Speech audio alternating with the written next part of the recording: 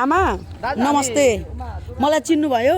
को म भन्नु त अस्ति यहाँ भोट माग्न आउनु भएको थियो अनि भोट माग्न आउँदा के भनेको थिएँ भनेको थियो के भनेको थिएँ भन्नु त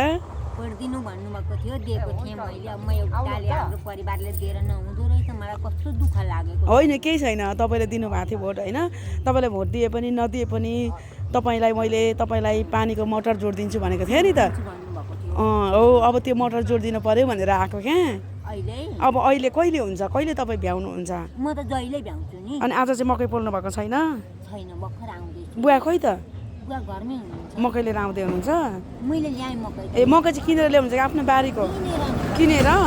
कति नाफा हुन्छ कहिले 4 सय हुन्छ कहिले 3 सय हुन्छ ए ए ए एउटा भाइले चाहिँ जोड दिन्छ होइन हामीले श्रमदाताले पैसा लाग्दैन त्यहाँ खन्नुपर्ने हुन्छ तपाईँलाई ठाउँ कल त छ नि होइन हो कल छ अब त्यो मोटर हामी भोलि नभए आज भरे कतिखेर हुन्छ हामी जोड्नको लागि तपाईँसँग भेट्नको लागि आएको फेरि पनि आउँछौँ होइन फेरि पनि गर्नुपर्छ होइन बिर्सिनु भएको त छैन नि बिर्सिन्छु नि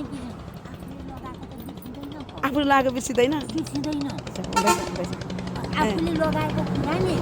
आफूले गरेको कुरा नि बाबा होइन तपाईँले अहिले म आउने बित्तिकै मलाई चिन्नुभयो चिन्नुभयो नि बोलेको कुरा पुऱ्याउनु पर्यो नि त होइन आमा आएको छ क्या त्यो मान्छेले यहाँनिर बसेर मसँग भोट माग्दाखेरि त्यस्तै घाममा बसेर कस्तो हारे पनि जिते पनि म काम गर्छु तर जित्यो तर मसँग अनुहार देखाएर पनि हिँडेन भनिदिन्छु त अहिले म भनिदिन्छु त अस्ति भनिदिएको त फेरि आउनुहोस् भोट माग्न फेरि दिन्छु भनिदिएको ल अब तपाईँको काम हुन्छ ल